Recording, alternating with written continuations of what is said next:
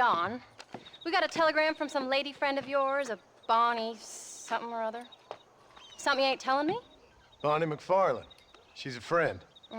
Saved my life when I went after Bill and nearly got myself killed again. Oh, and now you two's in the habit of sending each other letters. How very nice. It weren't nothing like that. What's it say? I don't know. I can't... Well, you know I can't read. Give it here. You read that thing out loud?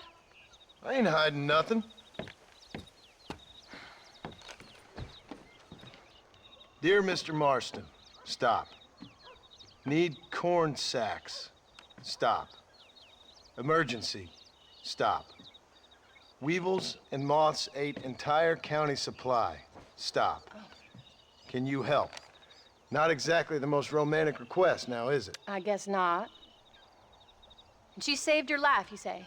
Yes, ma'am. Well, then you're gonna have to help her and her family out. We've got a plentiful supply of corn sacks over near the silo. About the one thing Uncle didn't manage to have stolen while we was gone. Okay. Hurry back, John. And John, what's she like? You know. A little bit like you, I guess. She's a woman in a man's world.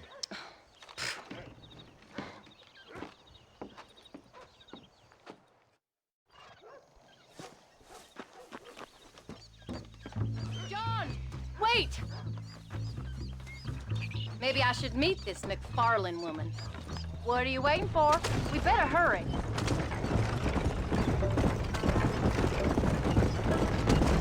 I don't think I can let you go off again without me. Fair enough. I'm glad of the company. You only had to ask. Ask? I was waiting for you to ask me. I thought you'd want to keep an eye on the boy. Oh, while you were off cavorting with cowgirls in the next county? I don't think so, John Marston. You only just got home. That Jack has seen enough of me for a lifetime. So, is she married? This Bonnie McFarlane? No. What does she look like? I don't know. Pretty normal, I suppose. Normal? What? Normal like me? No. Normal as in 2 eyes, mouth, nose, that kind of normal. Besides, ain't no woman fine as you. A little flattery. Now we're finally getting somewhere. If you find yourself in a hole, the first thing to do is stop digging.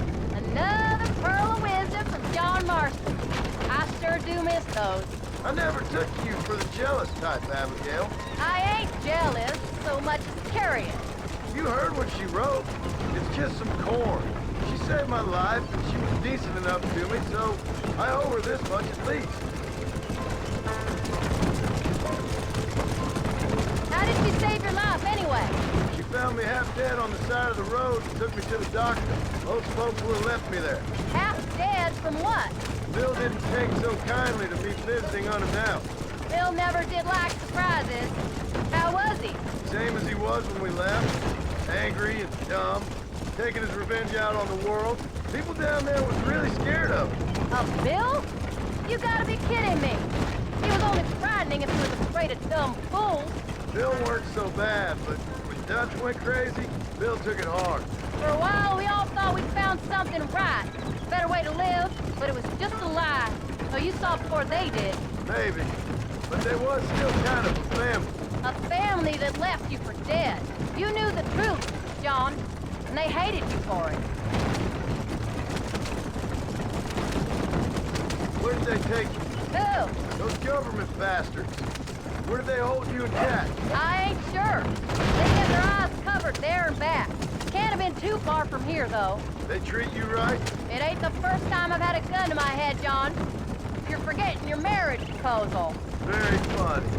No, they learned pretty quick what would happen if they laid a finger on me.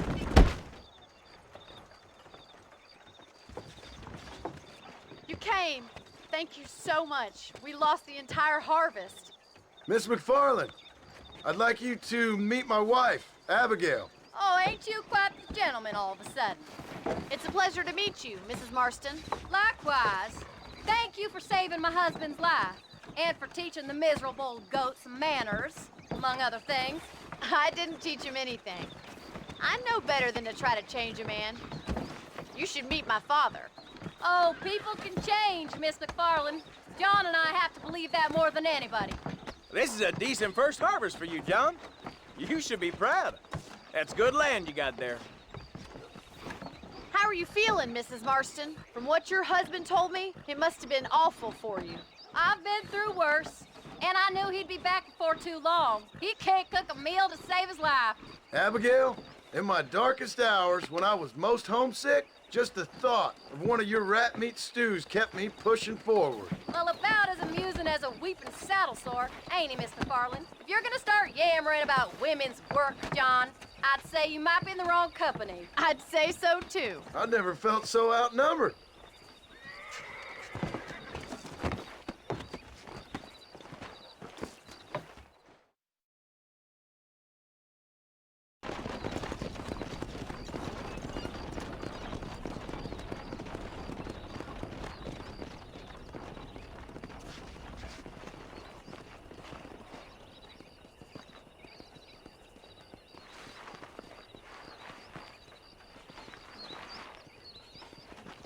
Ma'am?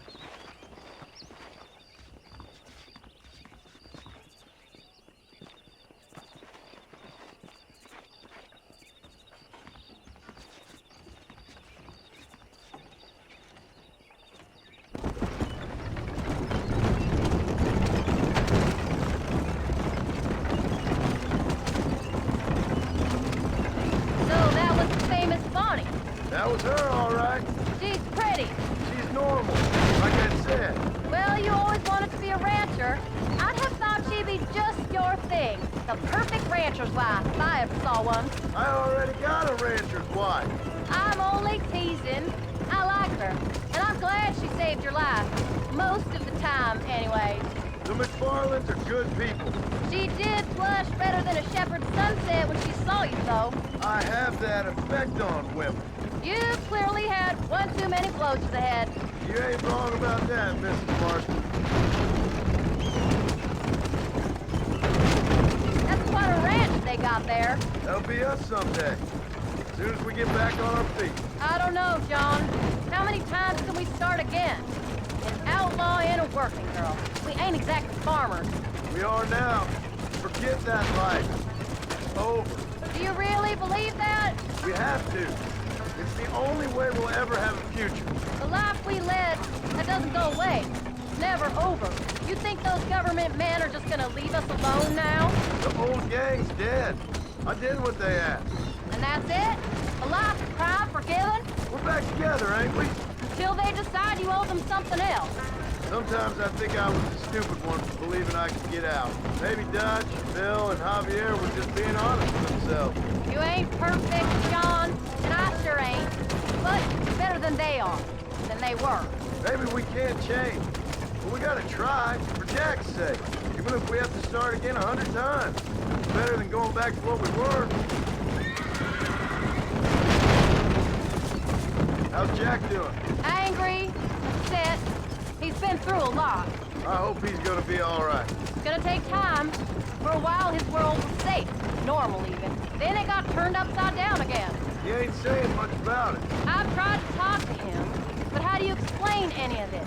What do you say when he asks about Uncle Bill and Uncle Dutch? They were his family when he was a little boy. He hides away in those books of his. Wouldn't you? It ain't like the real world's done him many favors.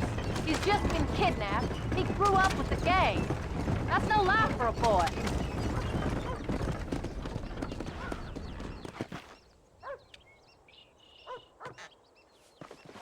We did good today, John. I guess I better go fix us something to eat.